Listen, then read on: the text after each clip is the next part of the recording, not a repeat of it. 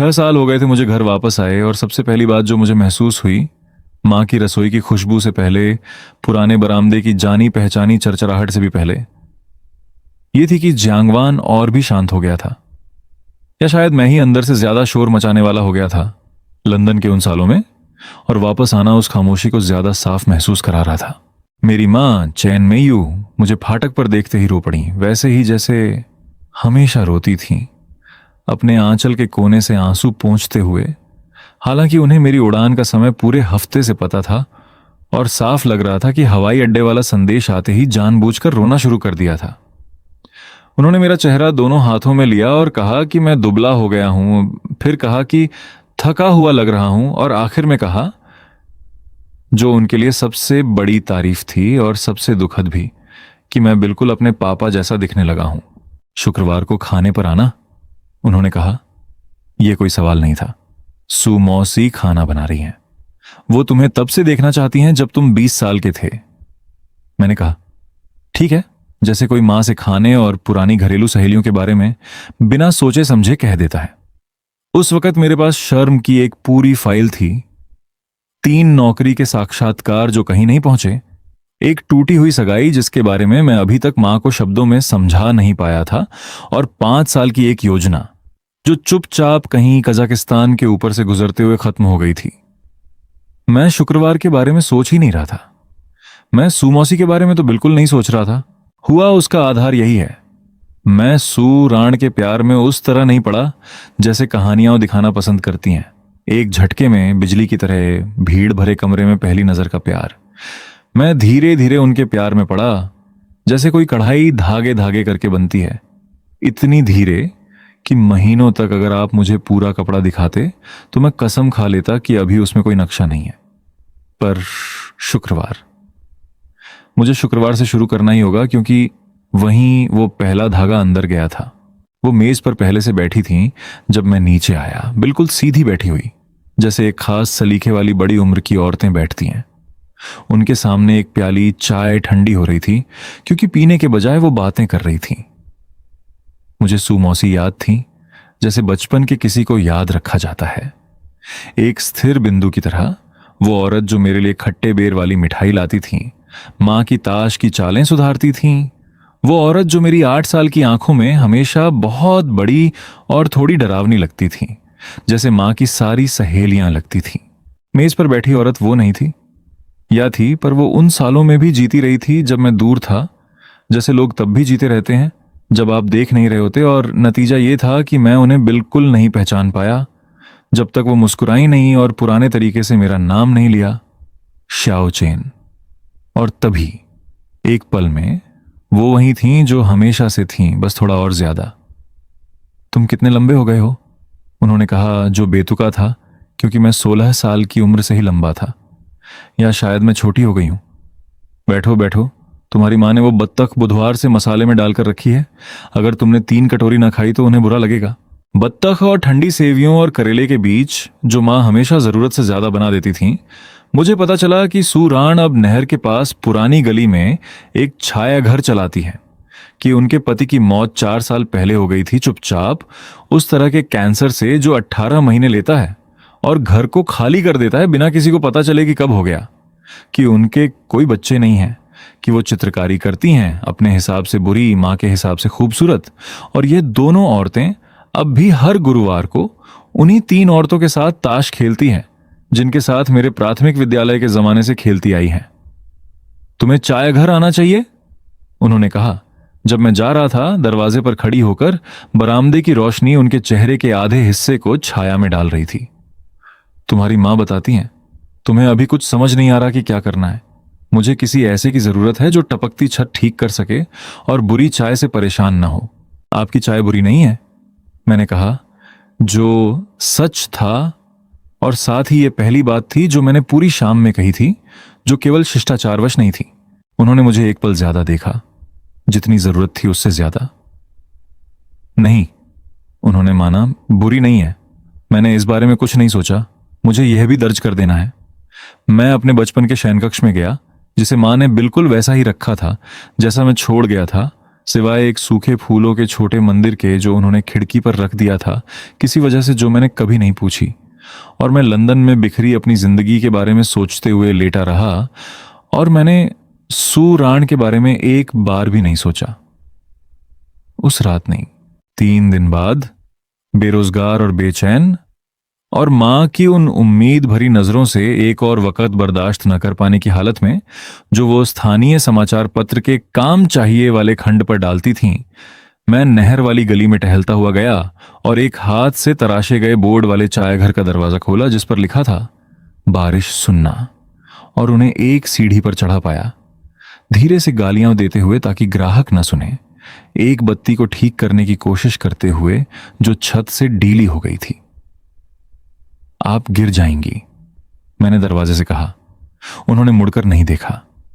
तो पकड़ लेना, उन्होंने कहा, या मेज पर रखा वो पेचकश पकड़ा दो, जो भी तुम्हारे ज्यादा काम का हो। मैंने उन्हें पेचकश पकड़ा दिया। वही, मुझे लगता है, अगर मुझे एक पल चुनना पड़े तो वही पल था जब पहला धागा अंदर गया।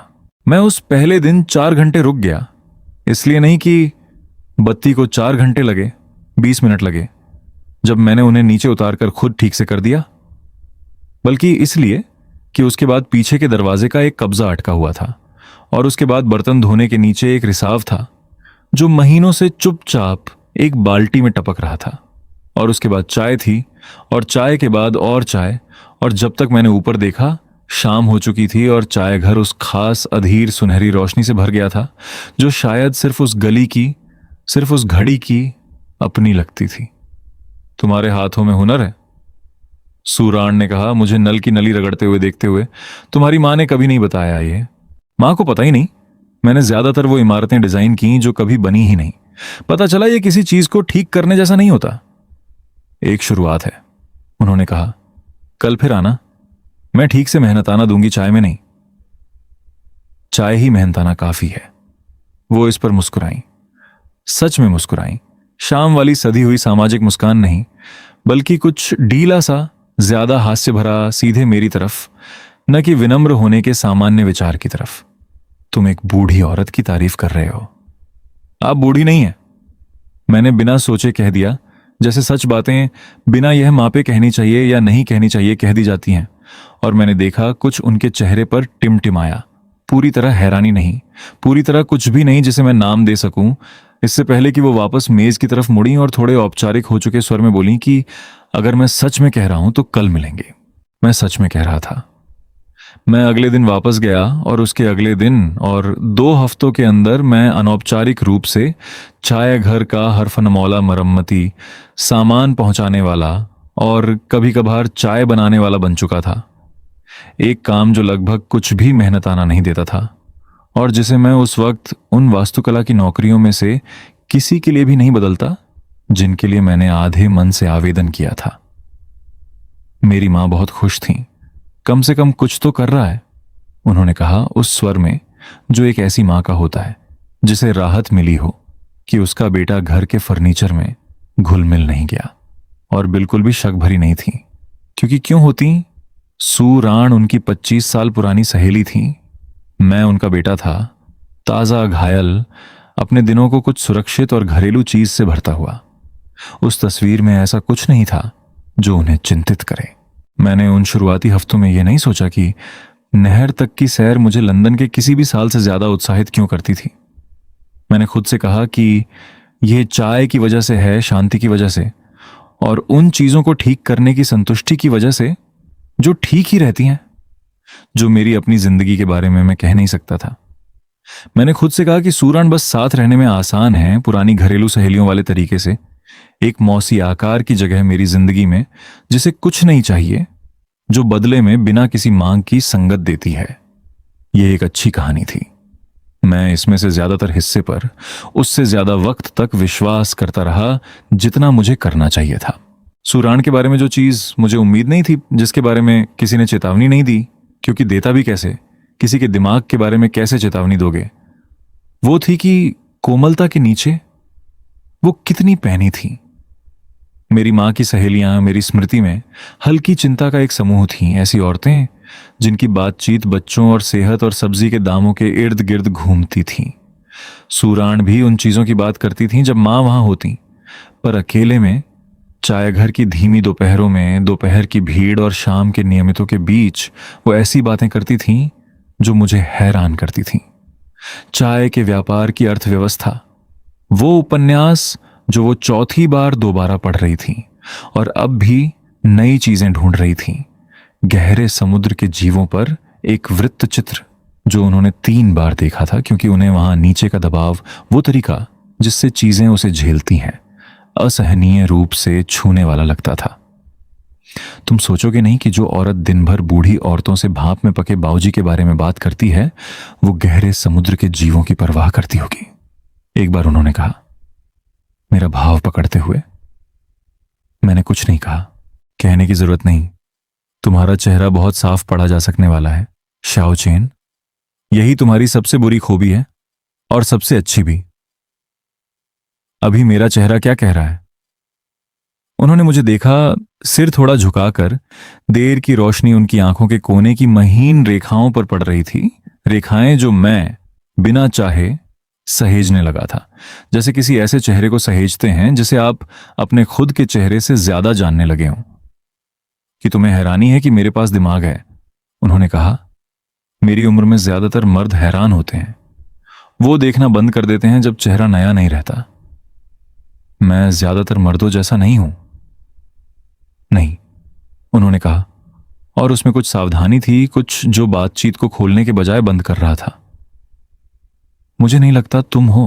मैं उस रात घर गया और अपने बचपन के बिस्तर पर लेटकर पहली बार हलचल जैसा कुछ महसूस करते हुए सोचता रहा कि मैंने वो पूरी सैर घर तक उस बातचीत को 4 बार दोहराते हुए बिताई, उसे एक पत्थर की तरह घुमाते हुए जिसे मैं नीचे नहीं रख पा रहा था। मैंने खुद से कहा, यह कुछ नहीं है। मैं 28 साल का था, एक अंक जिससे मैं अपने दिमाग में चिपका रहा, जैसे यह कुछ स्पष्ट करता हो, जैसे हमारे और उनकी 42 साल की उम्र के बीच के 6 साल इस पूरी बात को केवल विचित्र बना देते थे, बजाय उसके जो यह बन सकती थी।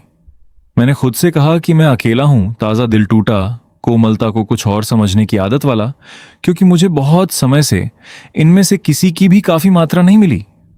मैंने उस बसंत में खुद से बहुत कुछ कहा, ज्यादातर बाद में सोचने पर वो झूठ थे जो मैं खुद को थोड़ा और वक्त खरीदने के लिए कह रहा था, एक ऐसी जगह में जहां मुझे पहले से ही शक था कि मुझे रुकना नहीं चाहिए। कृपया सब्सक्राइब, लाइक और शेयर करें और अगला एपिसोड मिस ना करने के लिए बेल आइकन जरूर दबाएं।